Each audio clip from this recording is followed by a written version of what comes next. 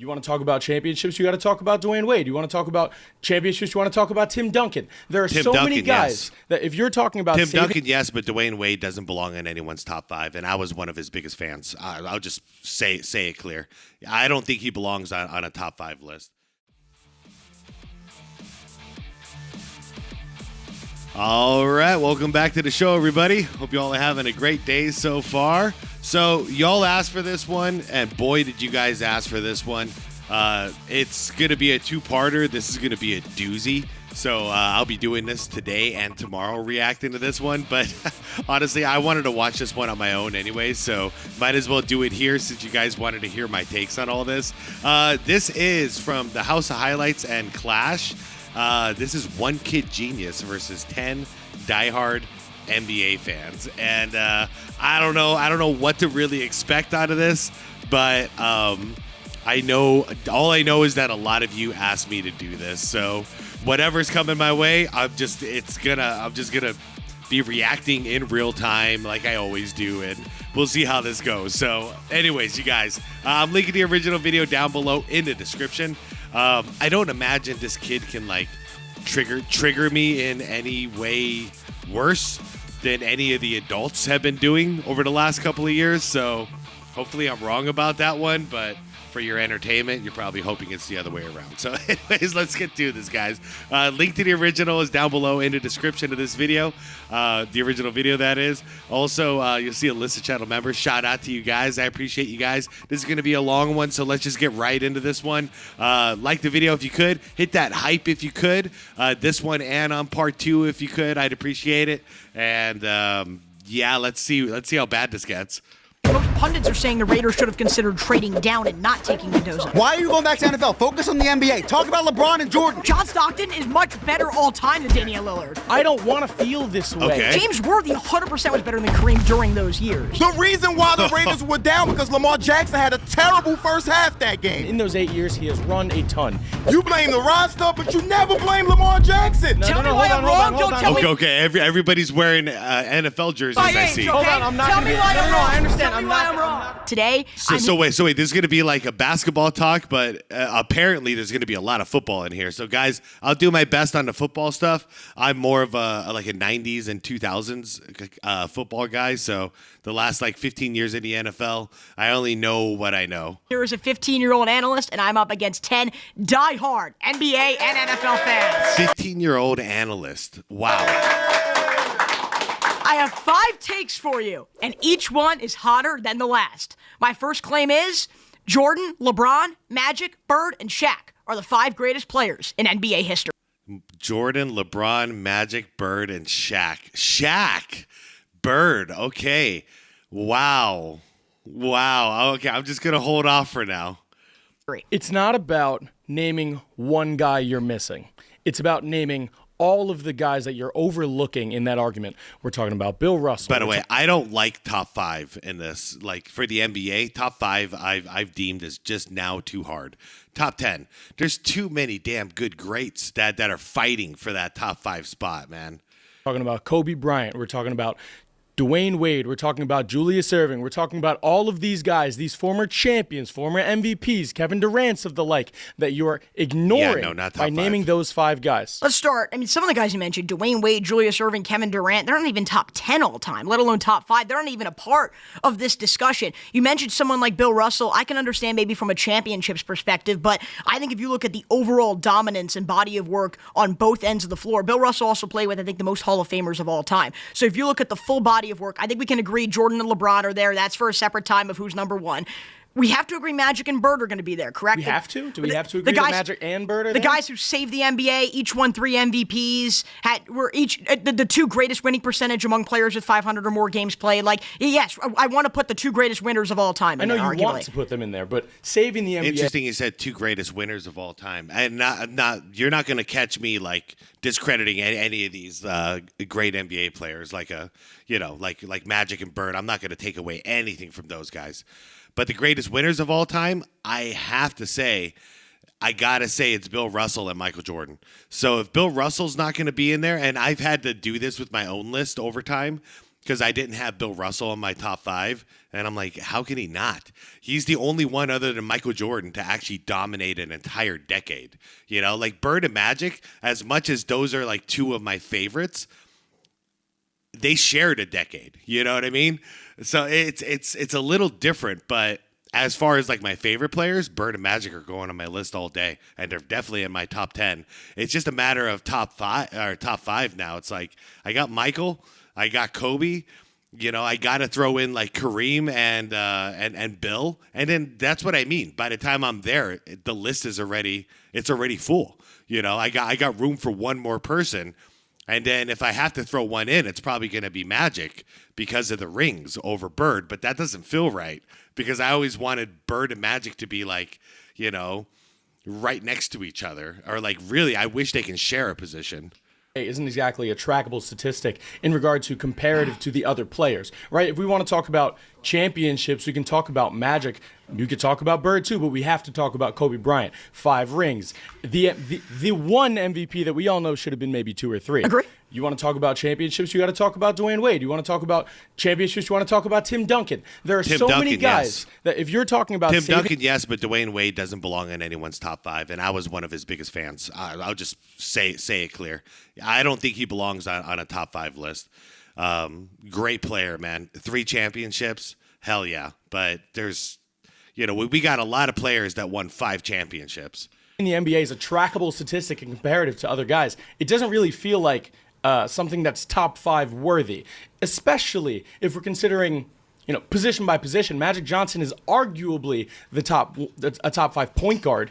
Arguably a top 2 point guard between him and Stephen Curry. So you're saying you want Steph over Magic for that spot? I'm not saying I need Steph over Magic, but again, it's not about picking one player. It's your definitive 5 versus the entire field of the NBA. See, my main problem with his 5, and, you know, obviously, like, LeBron's not on my 5, but I accept the fact that he's on most people's top 5 list. The biggest surprise out of his list, the kid, is Shaq, in my opinion. I rarely hear Shaq this high up on the rankings. For me, Shaq is more like, you know, 9, 10, and it just depends on there. Like wherever I have Steph is where I have Shaq pretty much. All right, well, first of all, I'm going to need guys you're going to put over them because all I'm hearing is that Kobe this, Dwayne Wade that, Tim Duncan that. I'd actually like to hear your 5 or the guys you put above. I will answer your point. Yes, saving the NBA and making an impact, that has to do with greatness. Impact 100% has to do with being one of the greatest players of all time. That's number 1. And number 2, if you want to talk about true dominance, Larry Bird and Magic Johnson. Magic did play with Kareem. I'd say he was probably the best player on those Lakers teams for 3 of those titles. Bird was the best on his teams for 3 of those titles. Kobe Bryant, he was the second best player on 3 of his title teams. I love Kobe. I'm a diehard Kobe fan. I have a picture of Kobe in my room, like diehard Kobe fan. He was the second best player on his team for 3 of his championships. Another reason why I have Shaquille O'Neal on there, the most dominant force in the history of the game. Okay, but are we going to forget all the help that Magic had too? You know, and it's not like he was team stacking or ring chasing or anything like that. He just happened to have a freaking amazing team. He had Kareem, James Worthy, you know, so I don't know, like everyone discredits Kobe because he had Shaq, and I understand that's a hell of a helper, but other greats had help too. You know, like maybe Bird had the least and made, you know, I'd say Bird and MJ made the most out of the least amount of help, and they pushed it as far like further than anybody else, but. If you're going to say that Kobe had too much help to be on this list, well, Magic too, man, you know? And I don't like saying that about Magic, but if it fits your criteria, and yet you have Magic on this list and they both have 5 rings, and they both played for the Lakers, stayed there their whole career, and they both had plenty of help along the way.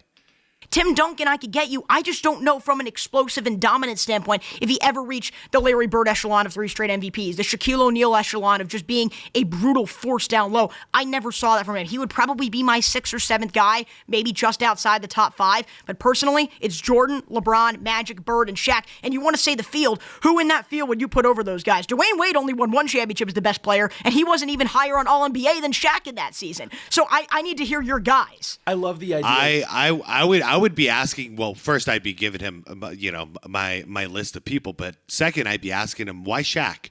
I'm curious. Why Shaq? Well, he already explained Bird because of the impact, and I understand that line of thought. You know, Bird and Magic did have. I mean, they saved the NBA, so I understand that respect. Why Shaq though? You know, I you know, Shaq in anyone's top 10 makes sense to me, but why Shaq here?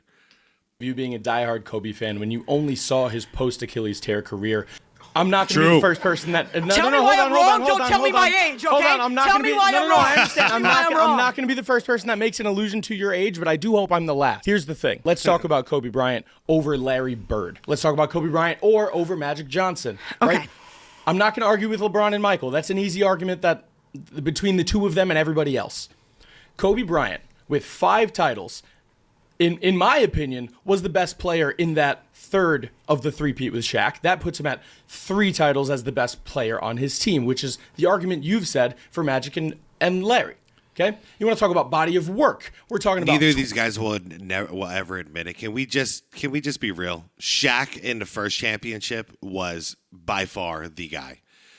The next two, y'all seen Scap Attack videos from back in the day? Yeah, the next 2 championships, they shared them, okay? I understand Shaq got the finals MVPs, but it was the Shaq and Kobe show, and if you look at the stats and the contribution, they were pretty damn equal, all right?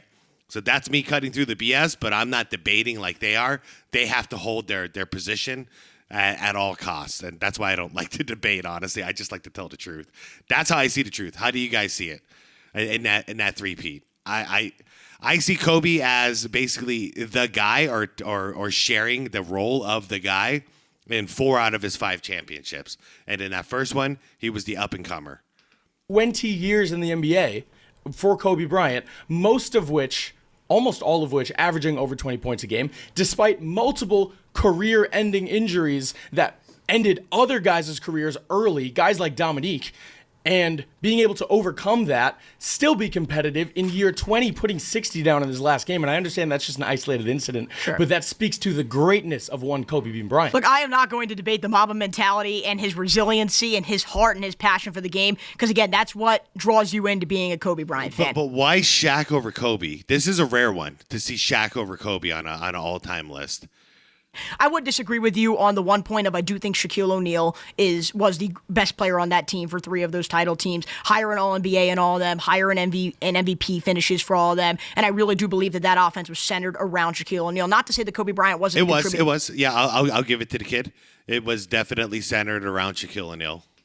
Factor, but to put him above guys like Magic Johnson and Larry Bird, who Kobe was great, but he also came into the NBA and it took him a little while to really get things going. Magic and Bird right away, all-NBA first-team guys. Magic had, I think, an 11-year stretch where he made 10 all-NBA first teams. That's unprecedented. And so I believe that type of dominance from the get-go and then being able to be a little bit more consistent, where Kobe's era was almost split into 2, a little stretch in between where it was dominant statistics but a lack of playoff success to show for it. Again, love Kobe, but when you're comparing him to Larry Bird and Magic Johnson, who were consistently dominant and consistently productive in another very, very tough era and did so from the get-go, I'm going to have to put those guys over a guy like Kobe. I think your criteria is different than everyone else, and that's why I believe that your list might be different than other people. My one thing that, unfortunately, no one else has said is I'd put Kareem Abdul-Jabbar. Here we go. Okay. Kareem Abdul-Jabbar, clearly you've prepared for this. Kareem instead of Shaquille O'Neal. My criteria, dominance, firepower as a number 1, what you were able to achieve as a number 1, and impact. And personally, I don't believe Kareem Abdul-Jabbar checks those boxes over a guy like Shaquille O'Neal. I think we all like to pencil in Kareem as the number 3 greatest player of all time, because then we usually start the debate from 4 and on. It's just because we look, 6 championships, 6 MVPs, we have to put him in. We don't really look deep into those accolades. As we were just mentioning with the Moses Malone debate, the NBA was split into the NBA and the ABA in the 70s. And so when Kareem was winning all of those MVPs, he was doing it in probably the weakest era of basketball, not only for who was in the field for basketball, but again, who were specifically in the NBA. If he was against Julius Erving and Moses Malone in their prime, he's not going to go and win all of those MVPs. So he only wins 1 championship in that. In the playoffs, he gets outplayed in the paint by Nate Thurmond, by, Willis Reed he got outplayed by. He got outplayed by multiple different guys down low inside the paint. That's not exactly your 3rd greatest player of all time, or at least top 5 but to you me. clearly don't value longevity. And that's my biggest thing. When you play, 20 years in the NBA, wins a championship, as you said, 1970, 71. Great. Okay, so we must have a hardcore LeBron fan. He said his number one criteria for greatness is longevity. Where did this come from, by the way? This is such a new LeBron James thing. This was never a thing that we talked about. Oh, the most important thing as far as greatness is lasting. Like, that was never it. It was, what did you accomplish while you were around? And how long did it take you to accomplish that? And if it took you forever, what the hell took you so long? The most MVPs ever. And I think we need to have a discussion about a guy that played until 1989 and finished his career as the top scorer in NBA history. And listen, I'm not going to sit here and discredit your argument by saying that, your criteria is wrong, because that's why we're going to have this fundamental disagreement. But when we're talking about our criteria, for me, I value longevity. You've got two guys in there that did not play more than 15 years, and for two different reasons. Listen, Larry Bird back, Magic, whatever happened there. But you've got two guys in there that were not playing a very long period of time. And Kareem Abdul-Jabbar, Chase, he had 6 MVPs, and I understand, yes, the NBA and the ABA merged in 1977. Yeah, but isn't it cool that Magic got that done? He got 5 rings in just over half of the time that it took Kareem to accomplish his goals. You know what I mean? Like, I think that there's something special about that. Imagine you played one season and you won a championship, and then you got injured and it was over. Like, we would never forget that dude, because like, who the hell was he? How did he pull that off in 1 year? Or better yet, imagine somebody coming in, winning 3 titles, bang, bang, bang, and then leaving. Like, that would be, that's like mysterious. That's cool.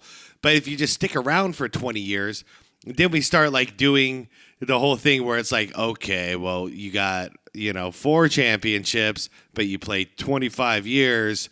It doesn't look so great. But if you got like 6 championships and you played like 12 years, we're like, that's some good odds, man. So you're saying like 50% odds you're going to win a title every year we sign you? Every year a team pays you to play basketball? We got a 50% chance of winning? That's some good odds. Like, I want that guy. That's greatness to me. Like, that's value to me. Understand that, but we're not going to sit here and say, like, listen, we're not talking about baseball, but we're not going to talk about the players when the Negro League and the MLB merged. Like, are we gonna like have that conversation? I understand, like, we're not talking about baseball here, but people who played before that, Babe Ruth is still considered one of the greatest players of all time. Lou Gehrig is considered one of the best players of all time. Are we going to sit here and discredit their greatness because, half of the league or more of that wasn't in the league? That's the thing. Well, the reason why we're not is because they probably anchored the greatest dynasty in the history of sports, you could argue, with what the New York Yankees did during the time that Babe Ruth and Lou Gehrig were really thriving, except the only difference is Kareem Abdul-Jabbar, you're right, he played in that broken league of basketball where half the talent was in the ABA and half the talent was in the NBA, and he won 1 championship. If he was there and he was dominating in come postseason time, I'd be okay. But there are seasons like, I think it was 1973 or 74, he was averaging 33 a game in the regular season. It dropped to 21 in the postseason. And so I do think that has to be taken into account. One year. But this is consistent. And that's why. But this is consistent. I can't read off the stats for each of them. In 1973. There are more seasons. Well, yes, 1974. That's in the middle of his prime. That's the reason why he's not there. Yes, when you were, and again, I don't have the exact individual statistics to go and prove each year. That is just an example where, again, consistently he was dominated inside the paint against those guys. And I guess my point is, you win 1 championship as a number 1. You go to LA, you go to a bigger. You don't think he was better in 79, 80? I know Magic played in Game 6. Probably. I understand that when Kareem couldn't travel to Philadelphia. I get that. I understand that. But he was the best player. He was the guy in 79, but Magic brought it home, at the end of those NBA finals, to be fair. But I think he was the main guy. But it's so hard because Magic got the finals MVP, right? Because of how it happened. But that's just because Kareem got hurt. It's complicated, man. I told you, this top 5 is not fun. It is not fun at all. The 5 games. Right? I guess you could. I mean, Magic Johnson played his position better than him in the middle of his prime in a Game 6 where he's a point guard. 42 points, 15 rebounds, 7 assists. I understand. I understand. So we're not gonna. Also, Kareem Abdul-Jabbar's final 3 finals appearances with the Los Angeles Lakers and those final 2 championships. it was ceremonial all-star appearances. He was averaging 14 a game. Like, this is not, when you talk about the longevity, 2 of the 6 championships that you're bringing up, he was the 3rd best player on his team. That's not 3rd greatest player ever. You're putting James Worthy. James Worthy 100% was better than Kareem during those years. I wouldn't say 100%. I don't think you could say that when it comes to a player that had one of the most unstoppable moves and shots in NBA history. All right, Chase. Yeah, So I'm going to be honest. Kareem, Bill Russell, Will Chamberlain. These 3 guys are incredibly hard for me to position. I'm curious where you guys have them. I cannot make up my mind with these guys, and it's a problem.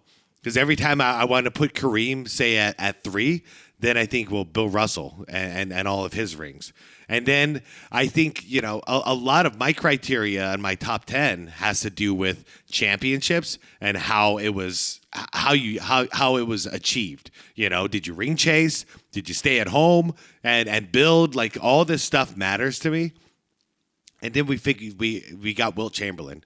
And that one, like, I really don't like having to position Wilt Chamberlain in a top 10 list, because he doesn't fit most of my criterias. Yet I understand and accept his level of, like, skill and talent deserves to be somewhere in there, but it's hard for me to do it because, he's not close to this, like, 4 championship range that everybody else is. And the people who won 4 championships, normally they're at the tail end of my list. The only one who's not is Larry Bird. And I understand that's because I'm biased. Like, I mean, Larry Bird did what he did in such a short amount of time, and then he was gone. So, like, I feel like he would have won more if he didn't bust his back helping his fam out, but he did what he did. So Bird is another one that's hard for me, but I generally have him ranked above, like, Wilt Chamberlain and Shaq, and I know that breaks my criteria too. Like I said, this is a nightmare list for me nowadays. There's just too many greats to pack into such a short little list like this that you end up missing out. You end up contradicting yourself along the way. You know what I mean? Like, it's impossible not to contradict yourself along the way when it comes to this. Like, if the kid doesn't care for longevity, what's LeBron doing on the list? You know what I mean? Like, that's what I'm looking at here. And he probably doesn't even realize that's a contradiction for himself because we all have our bias. My big thing is there's different kinds of dominance. When you talk about your criteria of dominant, I would argue Steph Curry is just as, if not more dominant than Shaquille O'Neal. I understand the brute force and the big body and the dunking. People fear Steph Curry. As soon as he crosses half court, they are scared. He is going to let that thing fly and destroy teams. Mike Breen even said it on that 3 against the Thunder. Double bang. That is what Steph Curry, he strikes that fear. That dominance speaks for itself. Again, this could be a different conversation for a different day. What awards did you deserve? What didn't you? Do you think that Steph Curry was the best player on those 17 and 18 Warriors teams? And I knew we were going to bring this up. Yeah, I do believe that during the regular season, we can talk about playoffs as a different story. I think that overall, those seasons, Steph Curry was the overall better player on those teams. I think there's a reason that Kevin Durant had to go to those teams to be able to win, because he had to play in a system that was fostered and created by Steph Curry, Klay Thompson, and Draymond Green. And we've seen what Kevin Durant's done since. Not just Steph Curry, right? Steve Kerr, Draymond Green, Klay Thompson. There are other guys who were involved in creating that system. Who was the best player in that system? Correct. It was Of course, Steph Curry. Steph. Yes, but Kevin Durant. All right. The whole team, the whole system, the whole offense, everything is based on Steph Curry. Without Steph Curry, none of that exists. Without Steph Curry, Klay doesn't get open shots. Without Steph Curry, Draymond's got no one to pass to. Okay, he's got no one to look for when he's in the post. Without Steph Curry, KD doesn't get wide open shots. All right, why did he thrive so much in Golden State? Was because of that. He finally had a dude that, I mean, honestly, he's had this. He had this a little bit with OKC too, but Russ was more of a wild card. Russ would go to the paint and command a double team and then dish out to KD. That was a different scenario with Steph. Steph's running all over the place. Everyone is focused on him. KD gets some open shots.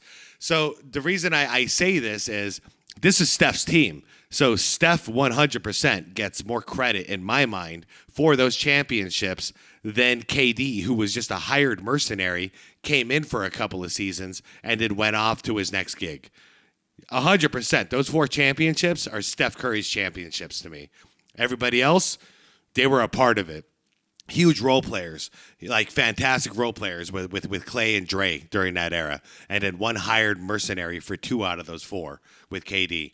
KD, I'm sorry. You're not going to hear me give KD a lot of credit for much when it comes to this. Like, if anybody, and I already heard him mentioned once, anybody mentioning him in a top 5 list is, I don't understand what you're doing here talking about basketball if you really believe that. Top 5 of all time? Kevin Durant.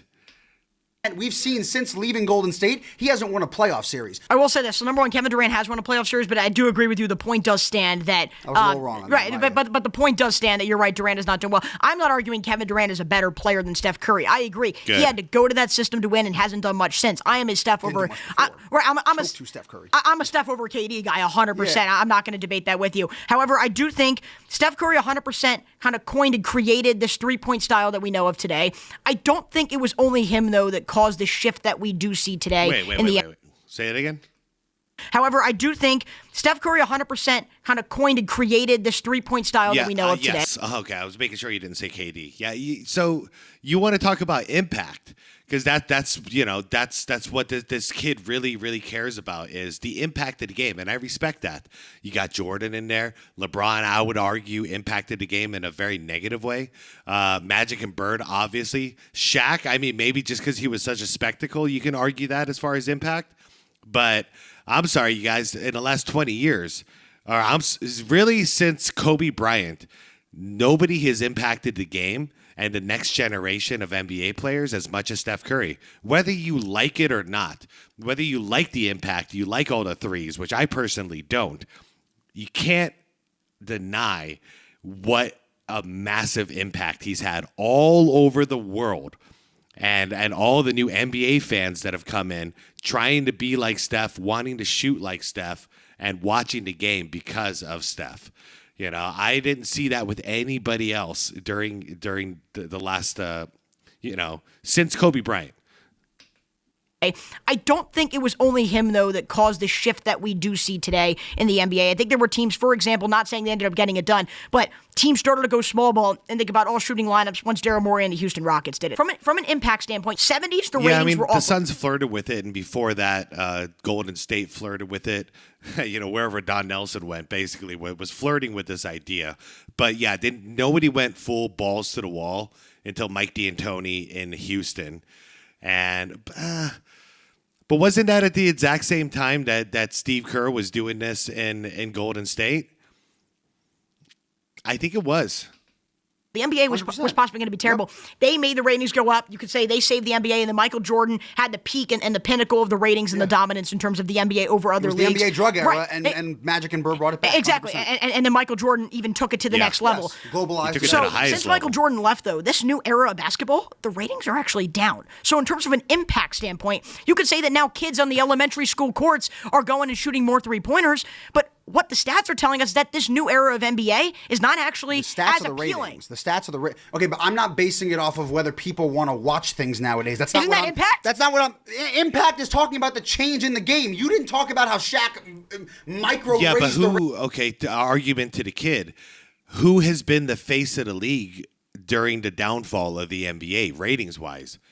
And I would argue it should have been Steph this whole time. It should have been Steph Curry. The kids love him. Everybody wants to emulate him. He's actually like a cool, chill dude. He's not out like team chasing, and he's actually like a good example. He's leading a good example for the next generation of kids. Got it done at home. Like he's everything we should have been promoting for the NBA.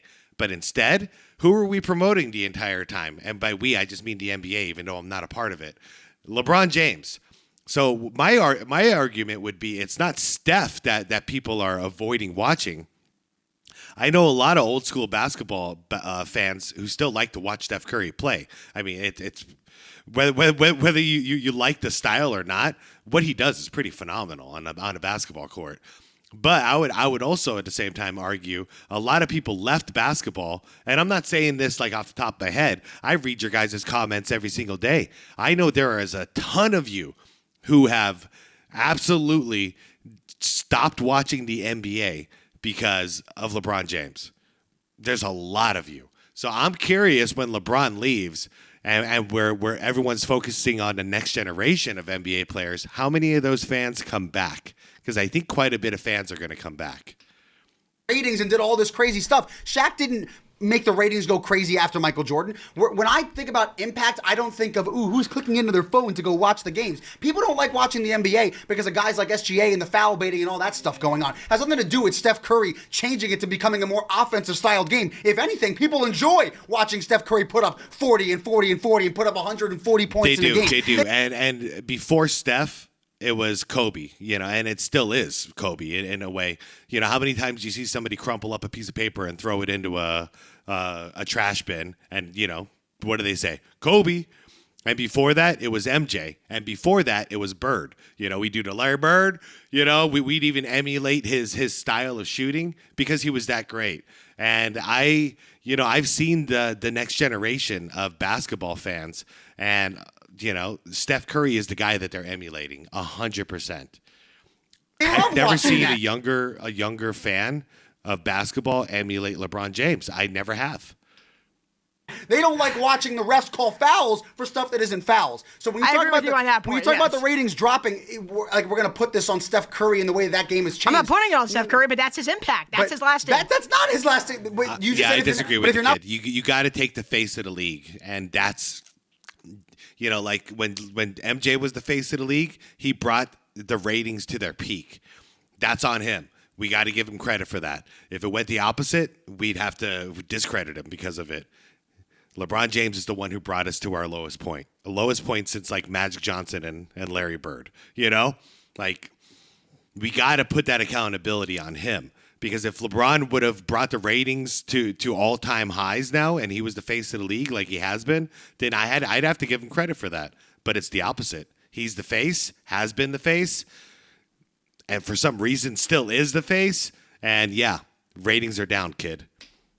Putting it on Stephen Curry, how is his lasting impact? It's not his lasting impact. His lasting impact. His impact that he made on the game is changing the game that a lot of fans actually view as worse. No, that's not why fans view it as worse. I just made that point. They view it as worse because of how the referees call the game. No, they don't like it because there's also no defense as well. Yes. And part of that was coining the three-point era. Steph Curry, and I hate to bring this up because, again, Steph is one of those guys that I love watching play, and it hurts because that's where the conversation stuff. He's your buddy. I know it hurts. I'm calling him one of the best players of all time. The problem with Steph, though, is you're going to bring up all these points, and I brought up Kevin Durant, not to say that Kevin Durant was more influential to the game or more influential to those teams than Steph Curry. But my point was, you could argue that when Steph Curry has won championships, it has been, I'll give him the 2022 right now as a marvelous run.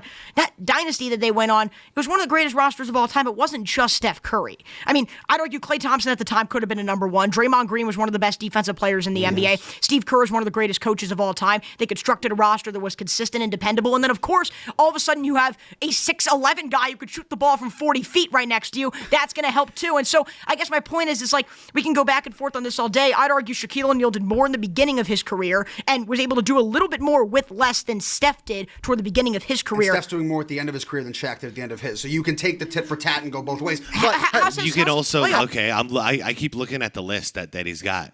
Magic Johnson fits the same critique that he's critiquing Steph with, though. Magic had help, you guys. Lakers had help. That's why it was a big deal whenever Boston won. Because, like, the Lakers, in my opinion, I mean, we could debate this all day if we want. In my opinion, the Lakers had the much better team, personnel-wise.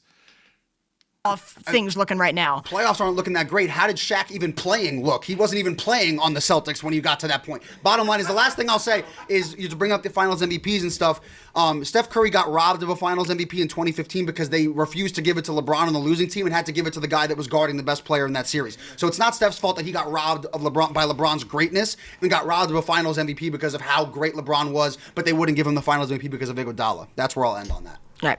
Agree to disagree, my friend. Great debate. Great debate. Hey, Great points. I mean, I'm going to disagree and also agree with a lot of stuff this kid says, but can I just get it out of the way? Holy crap, does he know a lot about sports? How the hell does he know so much at this age? My next claim is Lamar Jackson, that's right, will win a Super Bowl with the Baltimore Ravens. Chase, Yo, I mean, I'm going to skip this one because I'm not invested in this one at all. I'll have nothing to say about it. I didn't know they were going to go football, so we're going to skip right through to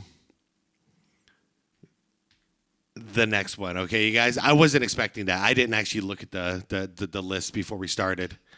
On. You screamed, didn't let me talk, and then let me finish my points. Come on now, man. That's ridiculous. My next claim is Victor Wembanyama is the best player in the NBA right now. That's an interesting take. That's an interesting take. Best player, not greatest, the best individual player. Shoot. I might agree. I don't know. I might have to agree. But, yeah, because he's not saying the greatest, so it doesn't matter what you've accomplished.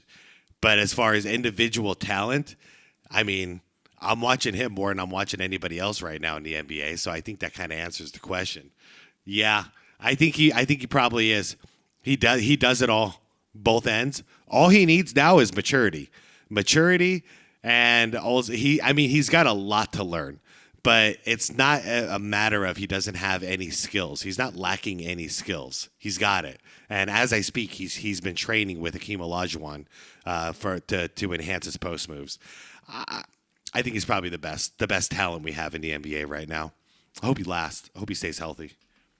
Wizards fan, but we're gonna talk about Wemby. I am. Sadly, yes. So don't get me wrong. I do think that Wemby is one of the best players in the NBA. Obviously, you have his offense and defense; they're both dominant. But at the same time, when you have people like Nikola Jokic that affect every aspect of basketball, not just scoring the ball or getting the rebounds, but he also makes his teammates better. It's hard to say that Wemby's the best player in the NBA.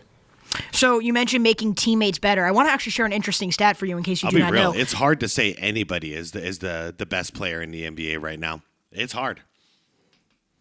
This year, when Victor Wembanyama was on the floor with the Spurs, they had the best net rating in the NBA of any team with any player on the court. So in terms of making everybody around you better, when Victor Wembanyama is on the court, the Spurs go from probably around a playoff team, probably a 6th, 7th, 8th seed, and he takes them to a legitimate NBA contender, and that is one of the definitions of value. I actually view in this individual season with the adversity he went through, Shai Gilgeous-Alexander as the MVP, but in terms of being the most versatile and dynamic player in the NBA, that is Victor Wembanyama. You mentioned impacting the game on all cylinders. Nikola Jokic can't even compare to what Victor Wembanyama could do on the defensive side of the ball. It's not even close, the value he adds when he's on and off the court to the San Antonio Spurs, and the difference he can make on a court, not only with the counting stats and with the blocks and with the steals, but also could guard any position, and his presence alone clogging up the paint forces offenses to change their system. Nikola Jokic is brilliant offensively. He's a better offensive player than Wemby, but the difference between Wembanyama, who doesn't have a weakness offensively, in my opinion, to Nikola Jokic, compared to the defensive difference, the defensive difference is far wider. Victor Wembanyama is a more versatile and complete player. I'll disagree when he says Wemby has no weakness. I've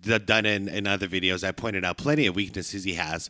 But mainly it's decision making. It's not skill wise. It's his brain. That's where Nikola Jokic comes in. Jokic is probably the smartest player on the basketball court. He's probably the smartest player in the NBA as far as basketball IQ. So where he lacks on defense, he certainly makes up for with his IQ, especially on offense. His passing is not to be underappreciated. What he does. And, with the ball movement, with the passing, the ball IQ that he has on offense. Yeah, of course, Wemby dominates him when it comes to defense and what he can bring to the table. But if Wemby can inherit some of that Jokic IQ, then he'll be completely unstoppable, because I see these as two completely different beasts. One is a guy who's physically not the greatest, which is Jokic, but as far as his IQ, he makes up for all of this. He finds ways to win. While Wemby, I feel like he is a physical monster, an athletic beast. And I think at this stage, because he's so young, that athleticism works against him as much as it works for him, because he thinks he can get everything done by using that body and being flashy and making these Kevin Durant, ISO penetration moves, when he doesn't really have to do all that, and he's making the game way more complicated than it needs to be. Really what he needs to do is park his ass in the paint, post up. He gets a clean shot off, from about 10 to 15 feet every single time he wants, because nobody can block him. He's that tall. So he's overcomplicating the game. And I feel like if his IQ was higher in basketball, he would learn to simplify the game and dominate while using half the amount of energy. I think that's what Jokic can do. So when you bring up this net rating, right? Yep. At the end of the day, first of all, if we're going to talk about making your teammates better, Yep. Nikola Jokic averages how many assists? 10. Okay. How many points are you responsible for after those 10 assists? Well, depends. At least It could be 20. two At or least three. 20. Right, sure. At least 20 points, Sure. right? How many points does Nikola Jokic average?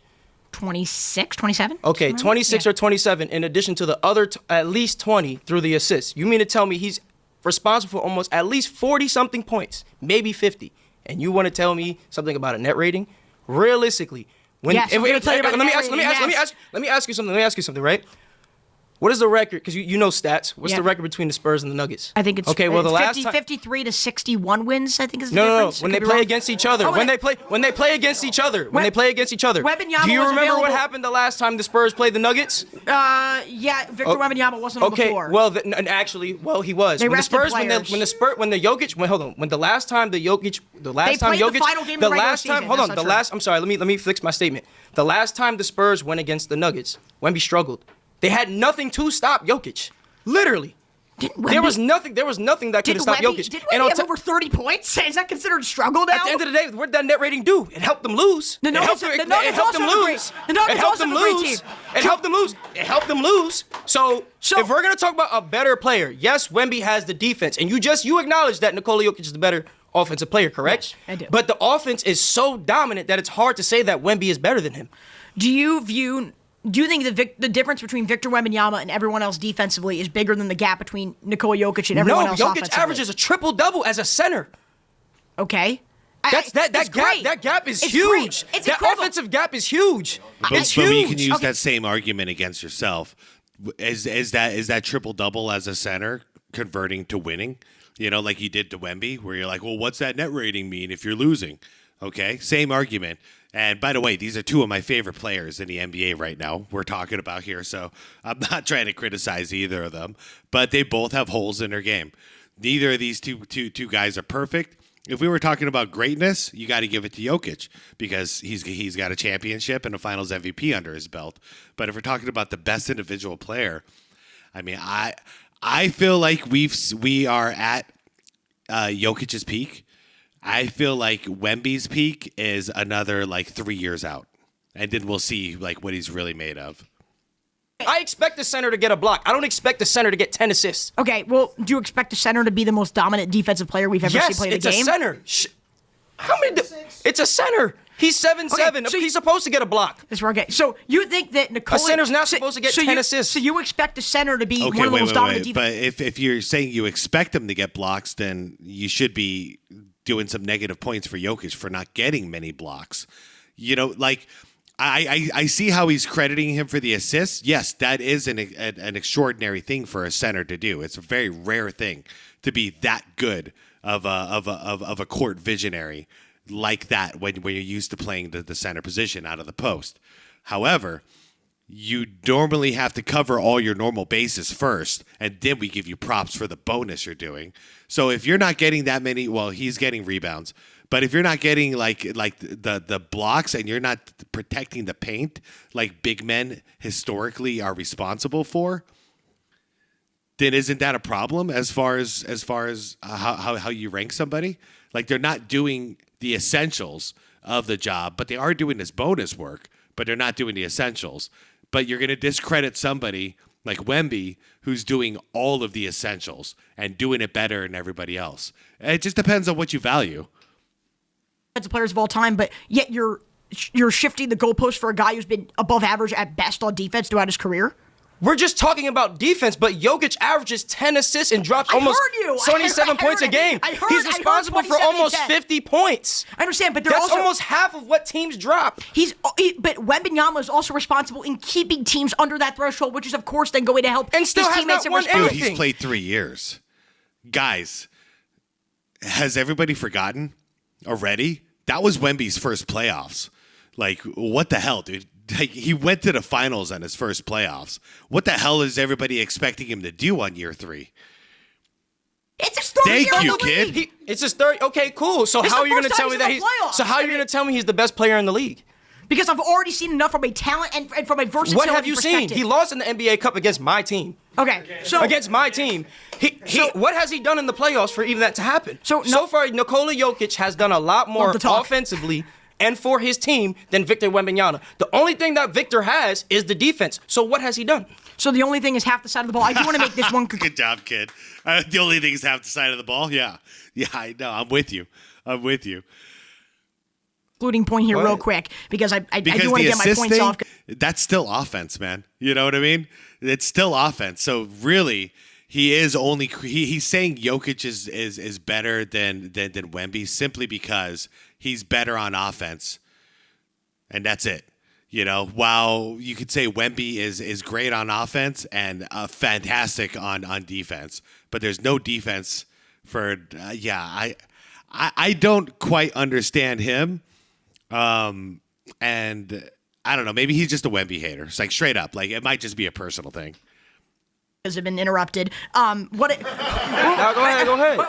So what I do want to make clear is, if you're going to use resumes, no. If you're going to come in here and say, because we've seen Jokic do it in the playoffs and he has the resume, I need to see Wemby prove it first. That's a different discussion. What you're coming in here and telling me, though, is you keep saying stats, offense. You brought up net rating. I know, and that's fine. But you're mentioning the assists and the points generated, which is fine. But I would argue what Wembanyama does on the defensive side of the ball is just as impactful as what Jokic does on the offensive end. But instead, I would argue that Victor Wembanyama averaging 25 points a game on 38% three-point shooting in 29 minutes a game because he's been on minutes restrictions. That alone is also elite offensive play. Nikola Jokic is not an elite defender. And I will say this, you bring up one game. So Victor Wembanyama, let me get this straight, lost one game where he dropped over 30 points. It wasn't one game. Yes, Victor Wembanyama only played for one of those games. If you want to go back and fact check. Throughout his career, he has not only played one game against Nikola Jokic. You brought up that one game. I'm talking about you said he's the best player in the league. Look, right now, based off this season. And so what I saw is you right now are bringing up one game where he dropped over 30 points and lost in overtime, and that's the only separator for you between those two. No, it's not. I brought up the triple-doubles and making his teammates better, but look, it was a great argument. Wemby does it too. Great argument. Let me tell you. Final thing for that topic, I guess, for me is, listen, yes, assists absolutely convert to points, 100%. But blocks take away points from the other team, making it so your team has to score less points in order to win. It takes offensive pressure off of your team, all right? Those who play understand the impact of defense and blocks, all right? Same with steals. You take the ball away from your opponent, that's 2 to 3 points potentially you just stole off of the scoreboard from that team. You do that 10 times in a game, like we've seen Wemby do multiple times, you might have just taken away 20, 25 to 30 points off of that scoreboard. You cannot devalue the impact that defense has, especially if you value the impact that assists have. They're quite literally a yin-yang opposite of each other, but they're doing the exact same thing for your team. So it's just weird that he prioritizes one over the other. So somebody's already come down with this argument of the fact that Wembanyama is, or we haven't seen him do it for long enough yet. And I agree with you. I find that I'm agreeing with you slightly on some things. Actually, I am too. I thought it was going to be the kid that triggers me a bunch, but so far it's been the other people. Difference in when you criteria-wise ranking current players as of right now versus all time. There is a difference. However, resume still does factor in to ranking currently. I would still take Nikola Jokic over Victor Wembanyama right now, no matter how microscopically close it is. I would still take Jokic over Wembanyama because resume does still matter even when ranking currently. And again, I'm not going to be able to I would argue that would be a greatness criteria, but once again, he worded it correctly. He said best player. That just means individual talent. You know, that's not talking what have you accomplished. That's saying who's the best. You walk in a basketball court, who's the most dangerous guy on that court? Who's the guy everyone is sizing up and going, oh crap, who's got to guard him? And I got to say, that's probably Wemby, you know? Greatness, Jokic. Who you fearing on the basketball court when you step onto it? Victor. Argument because we haven't been able to see Wembanyama in the playoffs yet. And it sounds like No. I mean, it sounds like... You have a different criteria than me, it looks like. I'm valuing the best players in the NBA right now. I'm not saying the best players in the NBA in 2025 or 2024 and 2023. I'm saying right now. So right now, what I have seen this season shows me that Victor Wembanyama is the best player in the world. The best defensive player in the league. It's not close, and offensively could keep up with the best of them. He needs to improve on offense, and on defense, he's got to calm his ass down, especially in the first half of big games. He gets himself into foul trouble, and he burns way too much energy in that first half, trying to get 10 blocks in the first half. He needs to chill out. So once again, all these things, it's not skills, it's mental. And I get it. He's excited. He really wants to prove himself. He wants to be the best. I respect that. Now it's time to ease into it. Let it happen, Same thing on offense. Stop shooting deep balls. Stop doing ISO plays. Stop overcomplicating the offensive game. Simplify it. Save your energy. Be ready in the deep playoffs, in the finals, especially in the fourth quarters of these games, because these guys, Wemby was winded by the finals, okay? And that can't keep happening. In order to do that, he's got to rearrange how he's burning this energy throughout games. Defensively, I agree with you. There's nobody that I think... But can I pause you for 1 second, though? Just think about this. I feel like we're putting this off. We're in a state of the league where we just think offense. The gap between Shea, Jokic, and Wemby in terms of offensive skill set or offensive capabilities and what they've done and how they produced offensively, I'll agree Wemby is third, but the difference between Wemby to Nikola Jokic offensively is so much more minuscule than the difference between Jokic and Wemby defensively. He is so much better on defense, and there are two sides to the ball. And I will say this, too, from a value standpoint. When Wemby has been on the floor with San Antonio, third fewest points allowed per game, third best defensive rating. When he's off the floor in games he hasn't played, it's 21st in opponent points per game and 22nd in defensive rating. He turns a below average defense into an elite defense because he's probably the most talented defensive player we've ever seen play the game, and that is 50% of the equation. I can't argue with him at all. I agree with him 100%. The last time we saw such an impactful defensive player like this, believe it or not, it was Shaquille O'Neal in his prime.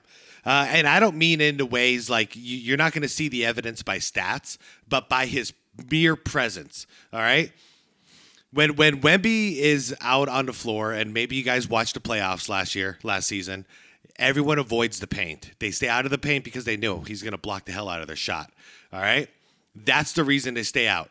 Once Wemby goes to the bench, it is a clear strategy. Everyone starts attacking the basket because that presence is no longer there. I haven't seen that since prime Shaq. Why do I say that? Because with Shaq, it was a different thing. It wasn't so much that Shaq is just going to block your shot, which good odds he will. You're gonna get hit, and you're not gonna want to get up. All right, you're gonna drive to the basket. Who do you have to end that drive with? You got to crash into the brick wall called Shaquille O'Neal.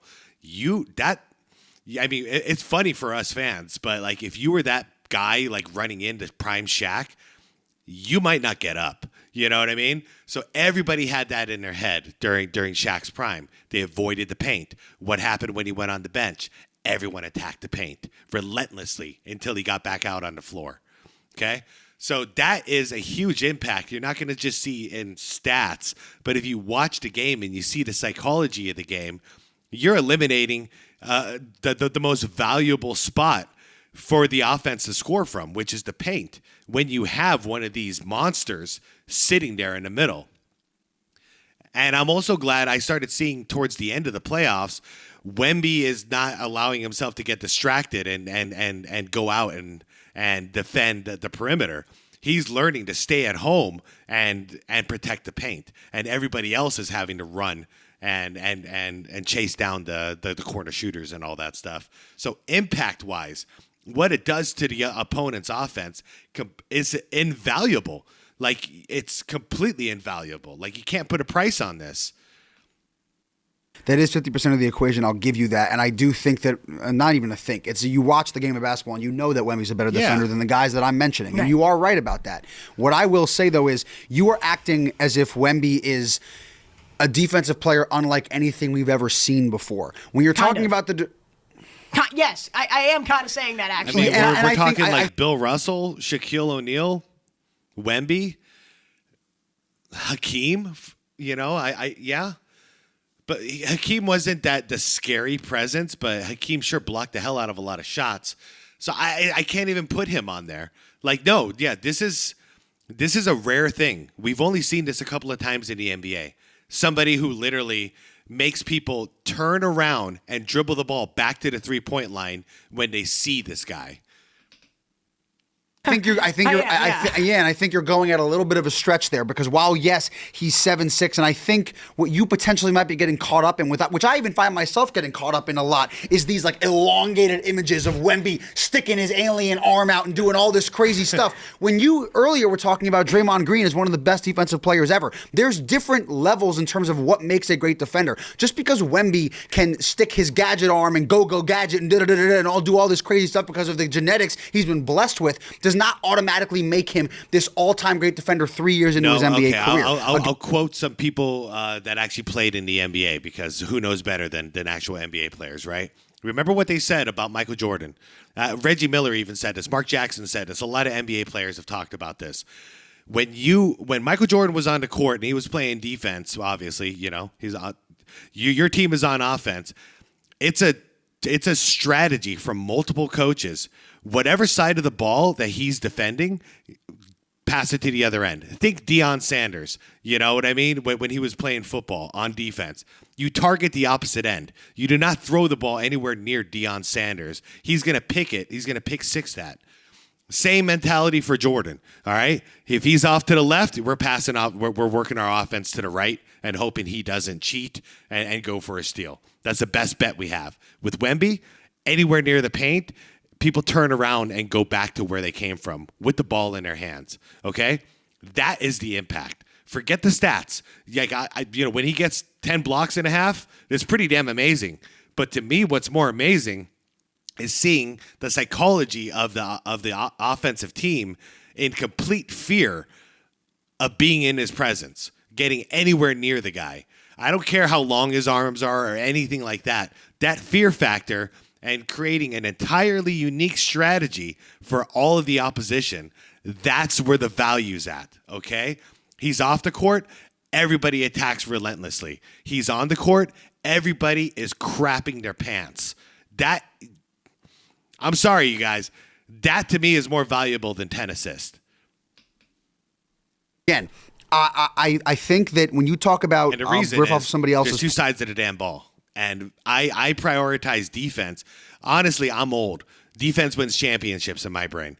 Offense will get you there, but you're not sealing that deal without your defense. Defense has to be consistent, especially in the NBA Finals, or else you ain't winning crap. Point. Nikola Jokic and the points generated. When you're talking about how close Jokic and Wemby are offensively, I don't think they're as close as you make it out to be. Wemby as a bucket getter, in my opinion, Jokic is clearly the better offensive player for now. But definitely what he brings to the table, better. But Wemby is by far the better defender, like by far. A lot of things that Jokic can do, but I would argue there's never, not in the entire history of this NBA league, been a player like Nikola Jokic on the offensive end, the same way you're trying to say about Wemby on the defensive end. We have prototypes for what Jokic has become. Larry Bird being one, Sabonis being another one, like OG Sabonis, Papa Sabonis, I like to call him. But yeah, he is a unique specimen. But the same argument can be said for Wemby. They're both great players. Putting them in this who's better situation, it kind of sucks, because really I don't think either of them deserves any discredit or any of this crap that's happening in this debate. I will, again, I am agreeing with you that Nikola Jokic is a better offensive player. I do want to bring up a few things, though. Number one, the Spurs, the type of team that they run with Mitch Johnson and the type of scheme is it's a by-committee offensive approach. And so we don't get to see Wemby have the usage rate that Nikola Jokic has. It's Nikola Jokic, so we're playing Jamal ifs, Murray. then. Well, how does that hurt my own argument? So in terms of minutes played, so I'll say this. Wembanyama's been on minutes restrictions and has not been able to have the offensive load. And yet, when he has had the offensive load, he has produced. And I guarantee you, if you saw him playing the same amount of time as Jokic and being able to have the same amount of load as Jokic because of his, you're right, alien-type genetics and then what we've also seen from him in the production on the court, that does mean something. And I think we would see him produce statistically at that level, not in terms of passing, but you wouldn't even know it yourself. And I'm sure if you advocate for a Steph over Magic for the greatest point guard ever, the argument's going to be your presence alone makes everyone around you better. And nobody epitomizes that more than who? Victor Wembanyama, and he does it on both ends. If I get to see it. Okay. I haven't seen it yet. That's where we're going to pause it for this one, and I'm going to come back for round 2. But on the way out here, excuse me, let me just say, the hypotheticals don't work in this. If you're trying to argue that Victor is the best player in the NBA right now, you can't say, well, he's on a minute restriction, and if he wasn't, this is how he'd produce. That's not a fair argument. He's not. If he is currently doing that and he's playing those minutes and he's producing at that level, then you can use that as an argument. But if you're going to sit here and say, well, if he would, then this is what it would look like, that's completely, you can't. You can't put hypotheticals in like a matter-of-fact statement like Victor is the best player in the NBA right now, which this is a matter-of-fact statement. So this is one of the rare times I'm disagreeing with the kid on this one, because I don't think that's fair whatsoever. Hypotheticals, you can get all kinds of cute with hypotheticals, you know? I mean, at that point, can I say like Jordan has 9 championships because he hypothetically could have played for the Lakers and tagged along for those three rings with Phil Jackson and Kobe and Shaq? No, that's not fair. Reality is he's got 6, so we honor that. Victor, and hypothetically, here's the deal. So we did get to see Victor without the minutes restriction. Okay, that happened deep in the playoffs. And what we did get to see out of that is, in my opinion, he ran out of gas at the end. Okay, very common. At this point, his body was not used to this. He has not played a full NBA season yet to this day without a minutes restriction. Even last season, during the regular season, he had a minutes restriction. They got to stop that, because if they don't stop that, he's not going to be prepared for the playoffs. Now, I don't know if they had any clue or any inclination they were going to the finals this year. I don't think anybody really did, you know? So maybe they weren't preparing for that. But now that they know that this Spurs team is way ahead of schedule, they are a championship contender every year moving forward until they blow this team up. And hopefully they don't do it for a long time. So now that they know this, they can't keep Wemby on a minutes restriction. He has to get durable and be able to make it through an entire season and all the way through the playoffs without having to restrict him. You know, if old man, Michael Jordan was doing it at the end, playing all 82 games, and then, doing that all the way through the playoffs and winning championships, hey man, Wemby's going to have to figure that out too.